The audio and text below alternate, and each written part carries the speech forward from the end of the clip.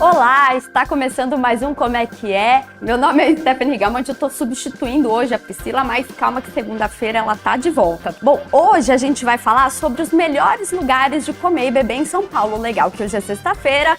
Para quem está em São Paulo, quem é paulistano ou está de passagem aqui pela capital paulista, terão muitas dicas legais aqui hoje. E eu estou com a minha convidada Marília Miragaia.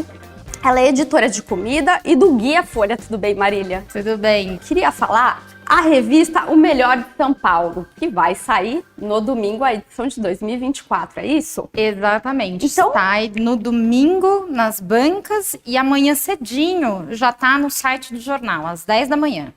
Então, primeira coisa, o básico. O que é a revista? Qual que é o objetivo dela? Essa é uma revista que a gente publica todo ano. Ela é a revista de gastronomia da Folha.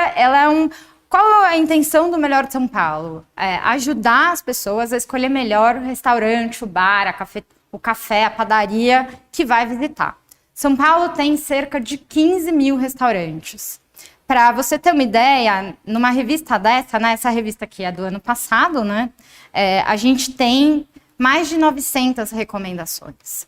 Então, a intenção principal é ajudar o leitor a escolher melhor o lugar em que ele vai gastar seu dinheiro para comer, beber e, né, ter certeza que ele vai ficar satisfeito. Como é que a gente faz isso? Essa revista é uma revista grande que tem várias facetas, né? São prêmios que a gente ouve, um júri especializado e um prêmio também que o Datafolha faz. Ele ouve as pessoas e chega à conclusão qual que é o melhor bar da cidade, qual que é o melhor restaurante da cidade. E além de tudo, a gente tem uma coisa que eu queria mostrar, eu acho que é um pouco jargão do meio, né? Tem aquilo que a gente chama de verbetes, os roteiros. Só para não ficar, não, melhor pizzaria, segundo o Datafolha, ou melhor pizzaria, segundo o júri especializado, o que a gente faz, Stephanie? A gente pega uma lista de casas, de recomendações e sugere na revista. Quais são as categorias da premiação? E esse ano tem novas, né? Esse ano tem novas, nós temos 44 categorias. Então não vai dar para falar todas, né? Só algumas. Não, vamos falar, a gente pode falar das principais, né? Então, assim, obviamente tem o melhor restaurante do ano, o melhor bar do ano, melhor cafeteria do ano, mas a gente bom, e também tem aquelas categorias que atendem cozinhas que as pessoas gostam muito, né? Então, por exemplo, restaurante de comida italiana, não pode faltar. Melhor cervejaria, não pode faltar. Comida japonesa, não pode faltar também. Mas a gente tem categorias novas esse ano. Principalmente, eu destacaria restaurante de hotel. Houve um tempo, Stephanie, que os restaurantes de hotéis, eles não eram considerados restaurantes, não eram os restaurantes mais badalados, né? Com algumas exceções, é claro. Por exemplo, Emiliano e Fasano são restaurantes de hotéis que são consagrados, né? Mas esse cenário começou a mudar em São Paulo, né? Muito hotel moderninho abrindo com vários restaurantes interessantes. Então, nesse ano é uma categoria nova que a gente tem em restaurante em hotel. Legal. E como que os jurados são escolhidos? Como que é feita a escolha, né, dos melhores restaurantes pelos jurados? Primeiro, para a gente chegar aos vencedores de cada categoria, o que a gente faz, né? A gente compila os votos de cada jurado, né? Então, para melhor restaurante italiano, foi o restaurante italiano que teve mais menções, né? Como é que a gente faz para escolher o jurado, né? A gente seleciona os jurados sabendo que eles circulam muito em São Paulo, né? Essa é uma coisa importante, eles conhecerem os restaurantes. A gente sempre pede para o jurado votar em uma casa em que ele esteve pelo menos nos últimos 6 meses, né? Não pode votar numa casa que ele foi faz muito tempo, votar de cabeça. E também a gente sempre se assegura que todos os votantes, né? A gente conversa com todos eles individualmente, né? Se assegura que eles não têm nenhum tipo de relação comercial, outro tipo de ligação com o restaurante que eles estão votando. Importante isso, né? E quais são os restaurantes, os principais restaurantes e bares que têm sido premiados nos últimos anos? Olha, Stephanie, eu te digo que muda muito de ano para ano. Até porque, assim, a ideia do Melhor de São Paulo é ele ser um retrato da gastronomia do ano, né?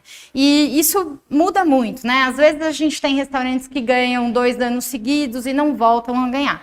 Mas eu posso te dizer que tem alguns restaurantes em algumas categorias que já foram muito fregueses, né? Não posso estragar a surpresa, porque, né, o resultado vai estar online no site amanhã às 10 da manhã, mas te dou um exemplo, por exemplo, a Tasca da Esquina. É um restaurante que, olha, já ganhou uma meia dúzia de vezes o prêmio de melhor restaurante português. O IC Bistrô, que reabriu esse ano, né? Ele passou um tempo fechado, também foi um restaurante que ganhou já muitas vezes a categoria de melhor restaurante francês. Mudou de endereço, né? Ele mudou de endereço, exatamente. Tá. E, bom, o que mudou? É importante falar, a revista, ela vai para as bancas no domingo, mas os premiados, as pessoas já têm acesso no site amanhã às 10 da manhã, é isso, né? Exatamente. Amanhã às 10 da manhã, todas as nossas matérias, que são muitas, vão estar já publicadas e disponíveis para o leitor, né? Ótimo. Tanto os prêmios, né? Os prêmios, segundo o Datafolha e segundo o juiz especializado, quanto as recomendações, né? O que a gente, no nosso jargão, chama de roteiro. São as recomendações de cada especialidade. Então, por exemplo, padarias, tem 30 indicações. Eu amo tomar café da manhã, então quem quiser essas indicações com várias casas, porque além do vencedor vai conferir qual casa está aqui perto da minha casa, ou qual está num preço que eu quero pagar. Então tudo isso vai estar online no site amanhã às 10. E como você bem lembrou, é uma coisa que todo ano a gente... um retorno que a gente tem todo ano depois do Melhor de São Paulo ser publicado, né? Ele vem encartado com um jornal de domingo, gratuitamente, ou seja, o leitor que comprar o jornal na banca, ou assinante aqui da Grande São Paulo, recebe em casa. Depois de domingo, é muito difícil você conseguir encontrar o Melhor de São Paulo, né? Só naquelas bancas que eventualmente tem o jornal do dia anterior. Então, essa é uma coisa muito importante de dizer, porque invariavelmente as pessoas buscam a equipe e falam: mas você não tem uma revista? Não tem uma revista, gente, tem que comprar. E, bom, a gente passou por um período muito complicado, né, para o setor de restaurantes e bares durante a pandemia. E a gente viu muitos bares fechando, muitos restaurantes fechando, e agora eles estão ressurgindo. E como você vê essa nova carinha dos restaurantes em São Paulo? Eles estão mais conservadores ou eles estão inovando, trazendo, né, coisas diferentes para a cena gastronômica aí de São Paulo? É uma ótima pergunta essa, porque eu também fiz parte da cobertura desse setor durante a Covid. Foi um momento em que derrubou o setor, né? Casas muito tradicionais que a gente gostava muito, a gente viu serem fechadas. E, assim, o curioso é que durante essa cobertura na pandemia, a aposta de todos os analistas, né, de quem conhecia o setor, consultores, era que, olha, não, os restaurantes vão abrir um pouco mais conservadores, com menos opções, né, porque isso já era menos impacto no caixa. Bom, nada disso aconteceu. O que a gente vê hoje é que os restaurantes estão num momento bom, porque a gente está num momento de consumo em alta, né? Por uma conjuntura econômica, a gente tem um momento de consumo em alta. Então, assim, os restaurantes, quem sai à noite para os bares e restaurantes vê que as casas estão cheias. E aí, o que a gente vê é que os restaurantes estão apostando em coisas novas, em ingredientes novos, em fórmulas novas. Muitos deles muito moderninhos, assim. É claro, a gente vai ter que esperar aí alguns anos para ver o que continua dentro da cena e o que não continua. Mas, assim, uma coisa que a gente pode dizer é que tudo aquilo que a gente imaginava na cobertura durante a pandemia um pouco foi por água abaixo, assim, sabe? Porque muitas casas abrindo, Stephanie, assim, uma coisa que a gente viu, né, assim, o número de casas que a gente tinha, a gente tem um número fixo de casas que a gente pode colocar dentro da revista, né? Ela tem quase 300 páginas, então para poder caber tudo, a gente faz uma seleção. E assim, foi uma seleção muito difícil entre as casas que abriram, assim, muitas casas que abriram e muitas casas muito boas. Então, assim, é uma novidade pro setor, pro mercado e, bom, vamos ver aí em alguns anos se isso solidifica ou não. E, assim, eu sei que a gente não pode trazer spoilers, mas o que de novo, assim, te chamou a atenção, que você tem percebido, além dos ingredientes que você falou, a apresentação, o que tem te chamado a atenção nessa sua andança pelos restaurantes de São Paulo? Olha, acho que primeiro a gente pode dizer que, como as casas estão cheias, né, assim, como você vê bastante gente nas ruas e dentro dos restaurantes, eu acho que os donos de restaurantes não têm medo de ousar. Isso é interessante, né? E a gente consegue ver, então, assim, desde cozinhas que a gente não tinha tanta representatividade em São Paulo, a gente vê que essas coisas, por exemplo, restaurante mexicano, né? Nunca foi uma coisa que São Paulo sempre foi conhecido por ter mais restaurantes Tex-Mex, não restaurantes de receitas originais, muito tradicionais. Hoje em dia você não só apenas vê restaurantes que fazem uma comida mexicana bem original, como avançam. Eles não estão servindo só tacos, não. Eles servem, por exemplo, moles, que eram, né, uma receita assim, um pouco mais desafiadora, né? Não é uma receita, eu acho que para uma pessoa que está começando na comida mexicana. Então, assim, é interessante ver que os restaurantes estão apostando na criatividade, na diversidade também, né? Acho que a cena gastronômica acaba ganhando com isso. Legal. E tem uma seção interessante na revista que é a cozinha. Explica pra gente o que é, né? O que a gente encontra lá. Essa revista tem muitas seções. Se a gente folhear ela, né, todo ano é igual, mas por final a gente tem essa seção que a gente chama de cozinha. Quem é um pouquinho menos jovem, vai lembrar que a Folha tem um especial que continua saindo todo ano, né? Um especial muito importante do jornal que se chama Top of Mind. Né? O que o Top of Mind faz, né? Desde tempos atrás? Ele mostra quais são as marcas mais lembradas dentro de categorias. Né? A gente resolveu fazer isso para marcas que são usadas para cozinhar em casa. Então, por exemplo, a gente tem a marca mais lembrada quando você fala arroz, a marca mais lembrada quando você fala feijão ou carne, entendeu? Então, eu sempre uso essa analogia da Top of Mind porque para algumas pessoas vem facilmente. Tá ótimo. E quem é assinante da Folha tem uma novidade, é isso, esse ano? Exatamente. A gente, há um ano, né, o jornal lançou o Clube Folha Gourmet. Ele é um programa de benefícios para o assinante prêmio do jornal. Então, quem é assinante premium tem direito, por exemplo, a alguns benefícios ou até descontos em restaurantes. Eu fui ver, eu fiquei bem surpresa, achei bem proveitoso, porque tem ali alguns descontos que beiram uns 20% em conta, mas também tem outras coisas, como por exemplo, você pode ganhar uma garrafa de vinho, você pode ganhar uma cortesia de sobremesa. E o que a gente fez esse ano no especial foi deixar esses benefícios mais visíveis. Então a gente tem um selo que identifica a casa que é participante. Então, quem for ler a revista e ver ali nas recomendações, entre os restaurantes italianos, entre os japoneses, tem um selo que identifica a casa que é participante do clube. E a gente também tem algumas páginas dedicadas para as casas que fazem parte do clube e a gente diz exatamente quais são os benefícios ali. Olha, excelente.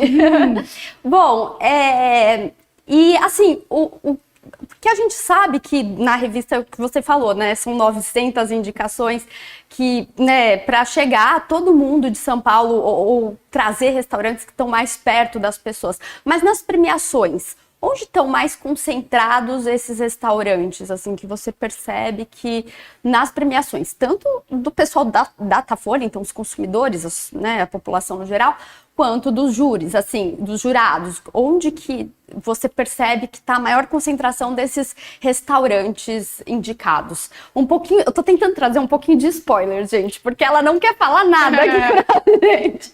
Mas calma que já tá chegando. Tá chegando, amanhã, mas só um pouquinho, vai só pra dar uma... Não, mas essa é uma ótima pergunta também, assim, a gente vê, né, ao longo dos anos na cidade, que polos de gastronomia vão se formando e vão se desmanchando também, né? Então, assim, a gente pode dizer que um polo de gastronomia consolidado na cidade, acho que todo mundo sabe, é o bairro de Pinheiros, né? Então, assim, é inevitável que a gente tenha muitas recomendações e também restaurantes que venceram naquela área, né? Porque continua abrindo muita coisa lá, mas eu diria que a região central da Santa Cecília, né, que vizinha da Folha, também concentra muitas indicações, né? Seja indicações, seja vencedores, né?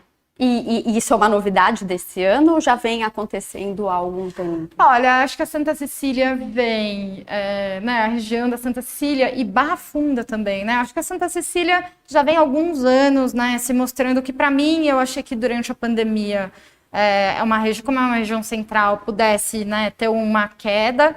Eu acho que em algum momento teve, mas ela retomou com um fôlego impressionante, assim. Abrem muitos negócios, as ruas estão cheias e eu acho que muito importante, assim, abrem muitos negócios criativos, assim, né, assim, que modelos diferentes de negócios ou com misturas interessantes. Agora eu diria que também a Barra Funda, né, a Barra Funda é assim, uma região da cidade que ela, em determinado momento da cidade, ela foi importante para os clubes, né, de música. Hoje em dia tem muitos restaurantes, muitos bares, mas restaurantes que também começam a aparecer por ali. Interessante. Então, assim, é isso. De uma certa forma, o que a gente faz também é essa radiografia da cidade, né? Assim. Então, a gastronomia vai além da gastronomia em si, né? A cultura mostra o que está acontecendo com a nossa cultura, como cidade, né? Isso é muito importante, porque, por exemplo, você está falando dos bares cheios, mas a gente sabe o quanto, né? Eu cubro economia aqui na Folha, o quanto que a inflação, principalmente a inflação de alimentos, tá complicada nesse ano, né? Enfim, teve os efeitos do El Niño, enfim. E mesmo assim os bares estão cheios, as pessoas estão frequentando os restaurantes. Por que isso, na sua visão? É uma demanda reprimida ainda da pandemia, os efeitos da pandemia? Porque assim, as pessoas sabem que tá um pouco mais caro nos últimos tempos sair para comer fora. E mesmo assim a gente vê realmente, a gente passeia por São Paulo, tá tudo lotado. Exato. Assim, a gente tem uma inflação que é um pouco complicada para alguns elementos, mas eu acho que no fim das contas, os donos de restaurantes aprenderam mais ou menos a domar isso, porque estava uma inflação que estava muito alta nos anos anteriores, né? Mas assim, de uma certa forma, teve uma recomposição de renda, um elemento importante, né? Índice de trabalho um pouquinho mais em alta, também incentiva um pouco o consumo, mas ainda tem uma certa demanda reprimida, né? Tem analista que acha que, como viajar ainda está muito caro, né? Então, as passagens, você vê, né? Acabou de mesmo ser lançado... aqui dentro do Brasil, né? Tá muito caro. Exato, né? Tem essa tentativa de estímulo para compra de passagens aéreas, mas a passagem aérea viajar ainda tá muito caro, né? Mesmo que você compre uma passagem aérea, se você for sair do país, as moedas estão muito caras, né? Então tem muito analista, né? Tem muito analista do setor que acha que acaba se refletindo na indulgência que a pessoa pode ter, entendeu? E também tem um pouco de demanda reprimida da pandemia, né? Foi uma coisa que as pessoas não puderam fazer, né? Uhum. E agora estão compensando o lazer com os restaurantes, né? Ao invés de viajar, que tá complicado mesmo. Tá salgado. E em relação ao perfil dos chefes de cozinha também, você tem percebido uma mudança nos últimos tempos, assim, que acaba que o perfil do chefe se materializa ali no prato, né? E você tem reparado essa mudança no perfil dos chefes?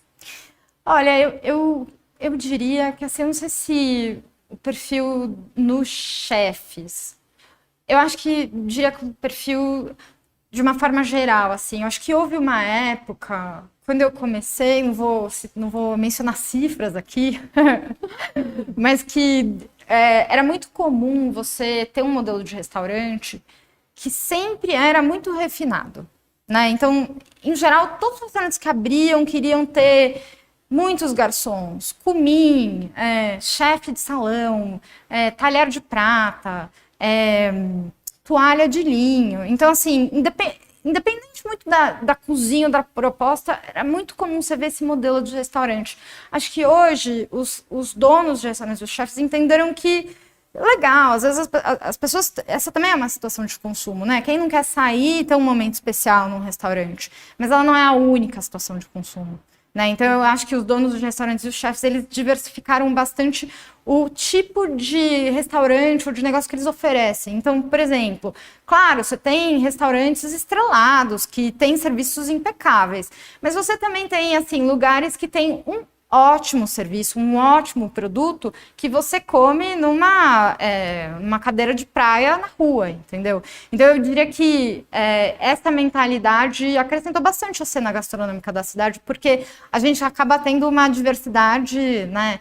E eu também acho que assim, é engraçado que mesmo que você fale de cozinhas muito diferentes, sei lá, italiana, ou então mexicana. Você vê chefes que fazem essas cozinhas de outros países, mas muitas vezes incluem ingredientes brasileiros. Isso é um reflexo da cadeia, né? Da cadeia de ingredientes brasileiros que melhorou muito, felizmente, no Brasil. Sim, os nossos chefes se inspiram muito lá fora, a gente vê pelos programas de gastronomia, né, de culinária na TV. Eles se inspiram fora, mas procuram sempre repaginar e trazer o que a gente tem no Brasil, porque a gente tem ingredientes próprios e ricos, né, por aqui.